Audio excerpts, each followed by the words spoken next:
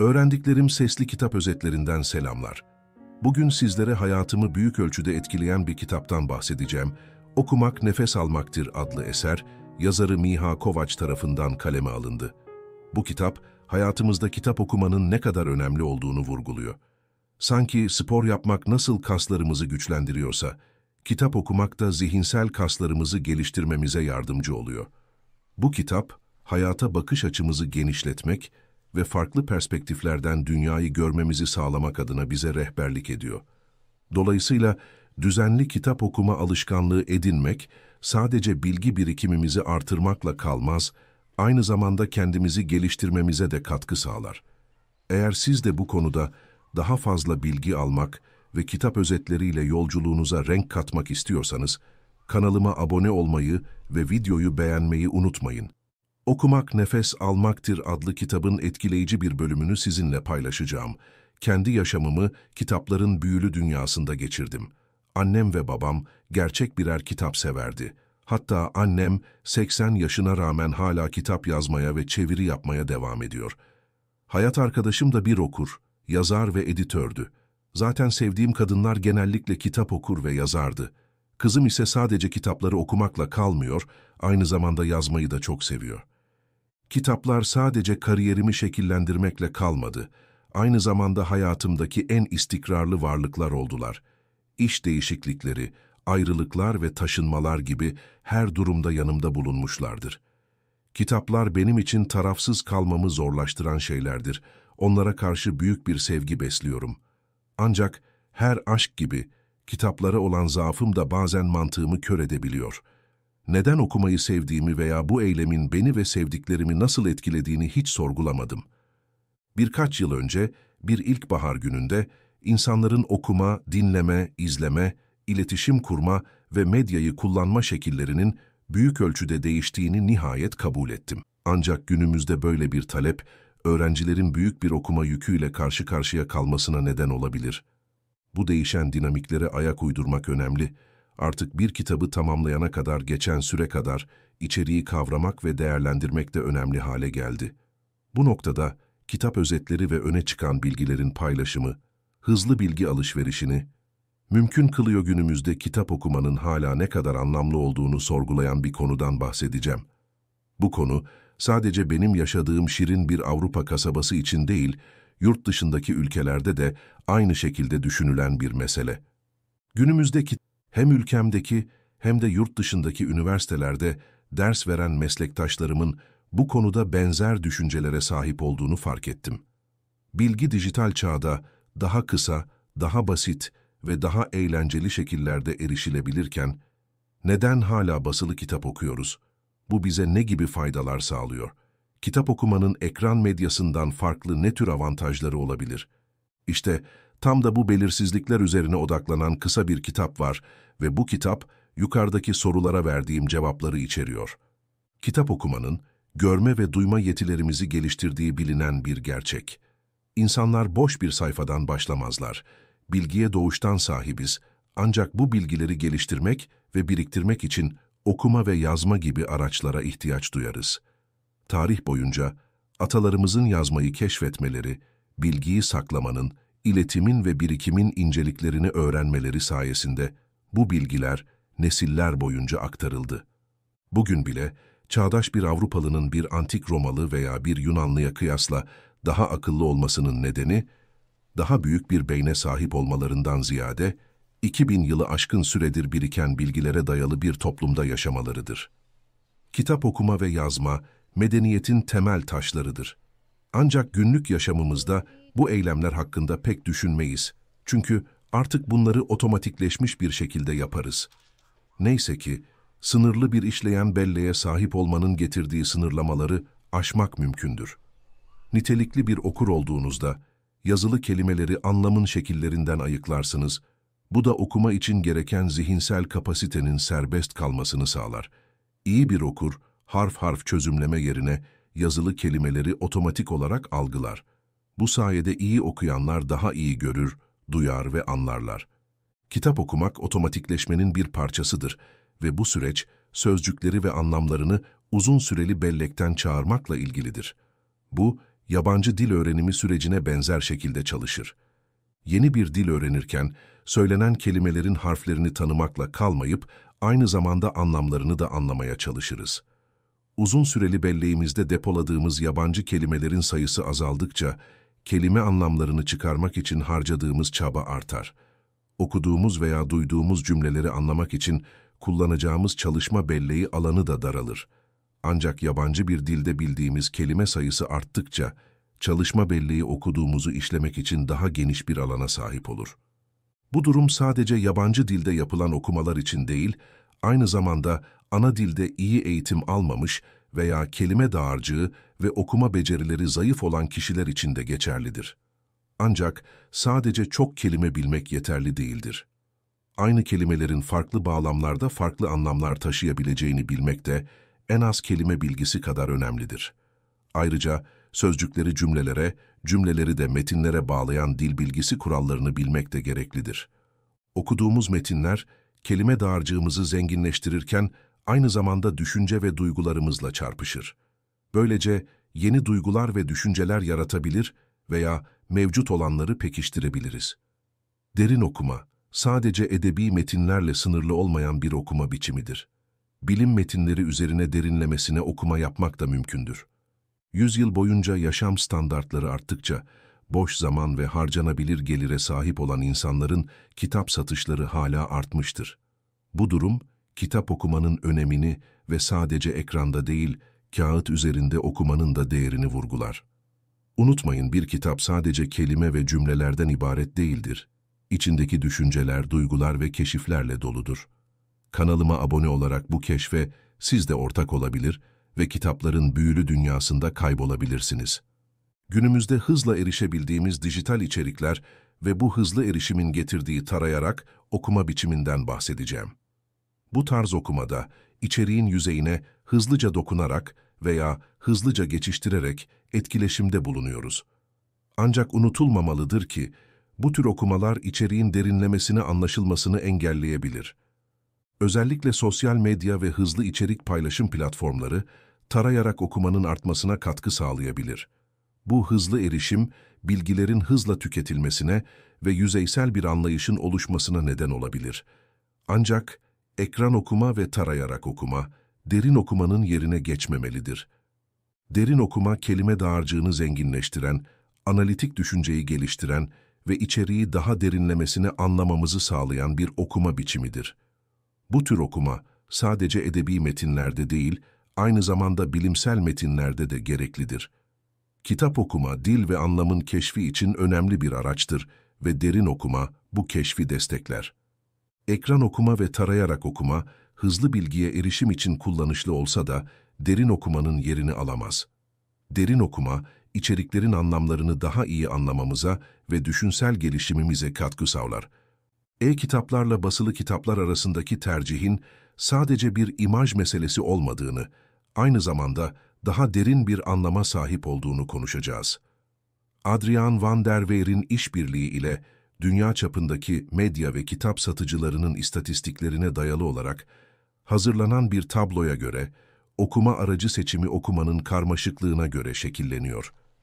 Metinlerin uzunluğu ve karmaşıklığı arttıkça, kağıttan okuma eğilimi artıyor ve bu tercih rastlantısal değil, bilinçli bir tercih olarak ortaya çıkıyor. Son 20 yılda yapılan kapsamlı araştırmalar, uzun ve karmaşık metinlerin kağıttan okunduğunda daha iyi anlaşıldığını gösteriyor. Bilgi dolu metinlerin ekran yerine kağıttan okunmasının daha etkili olduğu belirginleşiyor. Özellikle de ekranların sürekli değişen ve dikkati dağıtan yapısının derinlemesine okuma yeteneğini olumsuz etkilediği düşünülüyor.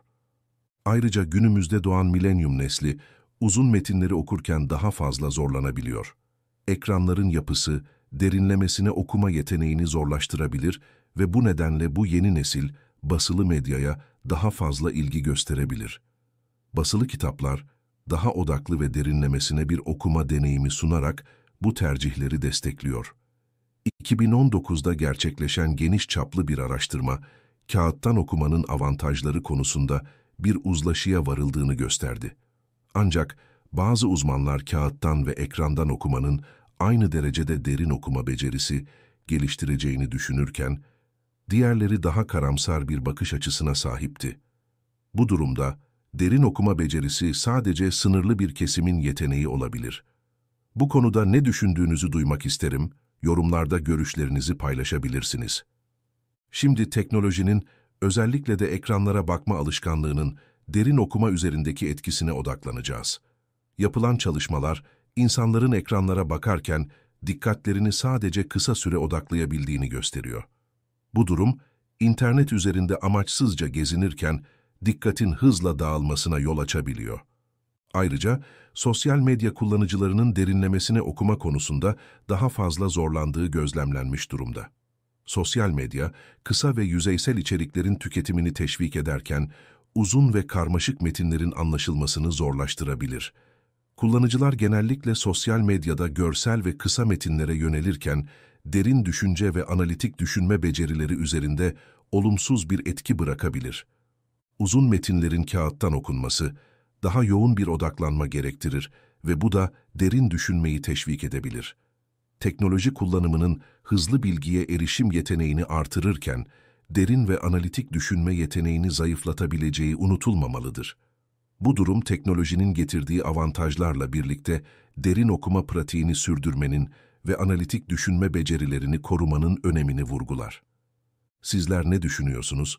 Teknolojinin derin okuma üzerindeki etkisi hakkındaki görüşlerinizi yorumlarda paylaşabilirsiniz. Bir ankette, etkili yöneticilerin yaratıcılık, ikna kabiliyeti, işbirliği yeteneği ve etkili dinleme gibi özelliklere sahip olduğu görüldü. Bu sonuç, hızlı değişen çağda karmaşık sorunları çözmek için derin düşünmenin önemini vurgular. Uzun ve karmaşık metinleri derinlemesine anlamak için kağıttan okuma tercihi önemlidir. Teknolojinin hızlı değişimi ve sosyal medya kullanımı derin okuma yeteneğini etkileyebilir. Derin okuma, analitik düşünceyi geliştirir ve içerikleri daha iyi anlamamıza yardımcı olur. Geçmişle kıyaslandığında günümüzde birçok değişim yaşandı. Akıllı telefonlar, tabletler, küresel pandemiler gibi unsurlar artık günlük yaşantımızın ayrılmaz bir parçası haline geldi. Değişen dünyada kuruluşlar, yeni iş modelleri, buluşlar ve sosyal gerilimlere karşı yaratıcı çözümler üretmek zorundalar.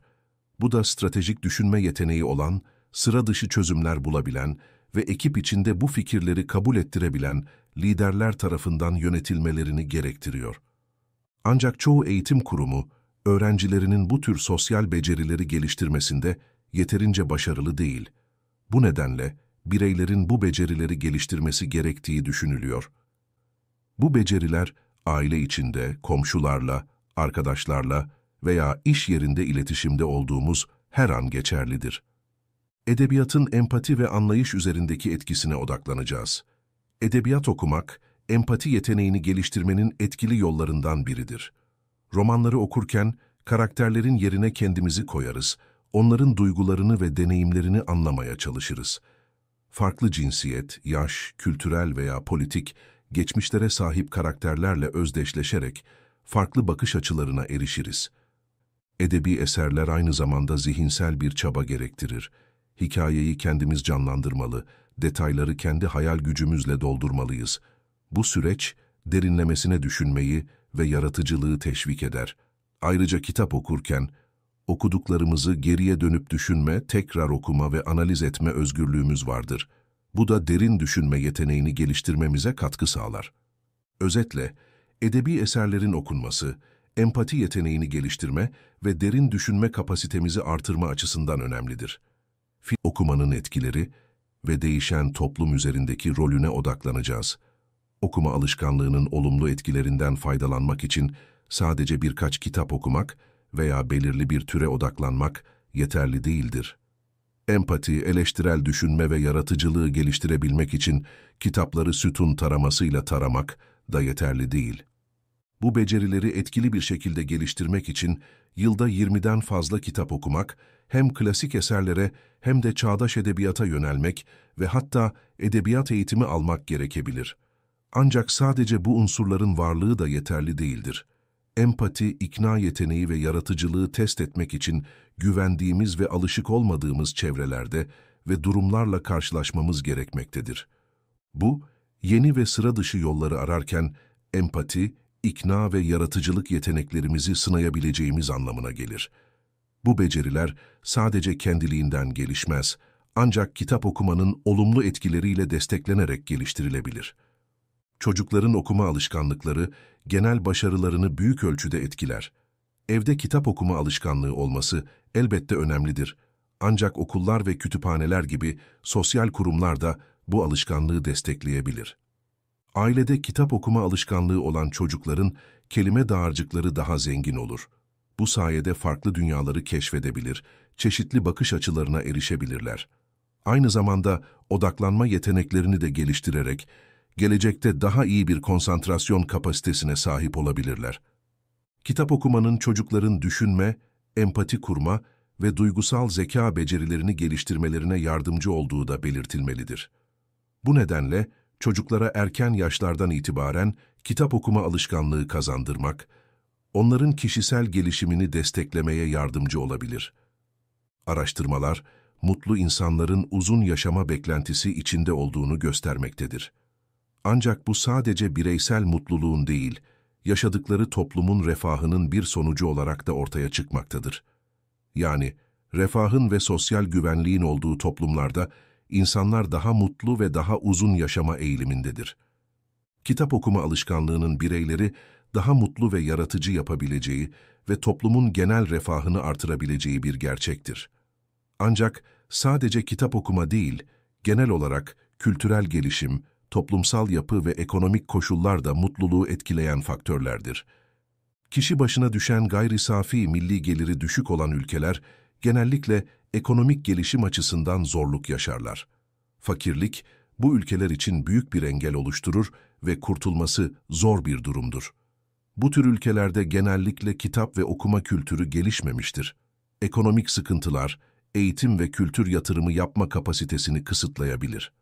Öte yandan, daha yüksek gelire sahip ülkelerde ekonomik faktörlerin yanı sıra eğitim ve kültüre yatırım yapılması da önemli bir rol oynar. Bu ülkelerde yaşayanlar, harcanabilir gelirlerini nasıl kullandıkları ve kültüre ne kadar katkıda bulunduklarıyla daha fazla ilişkilidir. Örneğin, Finlandiya'nın Estonya'dan daha zengin olmasına rağmen Estonya'daki aileler daha büyük kitaplıklara sahiptir. Aynı şekilde, kişi başına düşen gelirleri daha yüksek olan ABD'nin mutluluk endeksi Costa Rica'nınkinden düşüktür. Ekonominin yanı sıra dil de kültürel zenginliği ve iletişimi etkiler.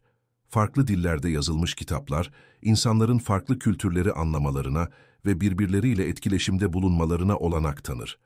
Dil çeşitliliği dünya genelindeki edebi mirasın ve bilginin paylaşılmasına katkıda bulunur. Okuma kültürü, inovasyon ve gelişmiş toplumlar arasındaki pozitif ilişki önemlidir. Gelişmiş okuma alışkanlıklarına sahip insanlar ve ülkeler genellikle daha yenilikçi ve mutlu olma eğilimindedirler. Ülkeler arasında en geniş kitaplıklara sahip olanlar, toplum memnuniyeti ve inovasyon açısından genellikle üst sıralarda yer alırlar. Bu durum, okuma kültürünün insanların ve toplumların gelişimine nasıl olumlu bir etki sağlayabileceğini göstermektedir. Dil ve okuma arasındaki ilişki de önemlidir. Dil çeşitliliği ve çok dilli olmak, insanları farklı düşünce ve duygu dünyalarına açan bir pencere olarak değerlendirilebilir. Makine ve dil arasındaki ilişki karmaşıktır ve birbirini etkileyen bir geri bildirim döngüsü oluşturur. Dil, renkler gibi kavramlar üzerinde değişikliklere yol açar, teknolojinin gelişmesiyle ulusal kimlikleri etkiler ve yapay zeka gibi yeni teknolojiler dilin evrimini hızlandırır. Gelecekte dilsel çeşitliliği korumak için teknolojiyi bilinçli bir şekilde yönlendirmek ve kültürel kimliklerin çeşitliliğini desteklemek önemlidir. Kitap okuma alışkanlığı, toplumun entelektüel ve duygusal sağlığının bir göstergesidir. Bu alışkanlığın azalması, gelecekte sosyal ve toplumsal istikrarsızlıkların ve krizlerin işareti olabilir. Ancak yine de umutsuzluğa kapılmamak gerekmektedir. Dünya karmaşık bir yerdir ve yapay zekalar ve makineler insan zekasının yerini tamamen alamazlar. Bu nedenle içimizdeki düşünsel ve duygusal zekayı geliştirerek geleceği şekillendirebiliriz. Kitap okuma ve içselleştirilmiş bilgi, insanların düşünme becerilerini geliştirmelerine yardımcı olur. Bu beceriler, insanların kendi fikirlerini üretmelerini sağlar ve geleceğe hazırlıklı bir şekilde ilerlemelerine yardımcı olur. Arkadaşlar, kanala abone olarak katkı sunabilirsiniz. Kitap okumayı birçok konu bakımından ele aldık. Umarım yaşamınıza şekil verecek güzel kitaplar okur ve mutlu, huzurlu ve keyifli bir yaşam sürersiniz. Sağlıkla kalın.